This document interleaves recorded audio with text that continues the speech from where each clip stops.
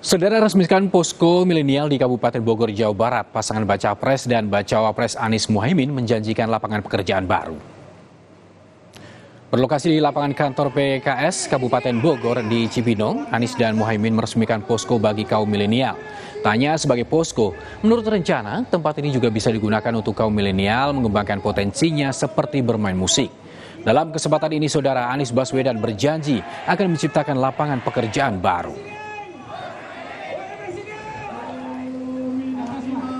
Kita berkali-kali menyampaikan salah satu agenda terpenting bagi kita adalah soal lapangan pekerjaan. Begitu banyak anak muda sudah sekolah, sudah kuliah, tapi ketika mereka selesai itu semua, mereka kesulitan mendapatkan pekerjaan. Dan itulah ikhtiar utama kita, gaungkan pesan ini, ajak semua terlibat. Insya Allah dari Bogor dikirimkan pesan perubahan untuk Jawa Barat.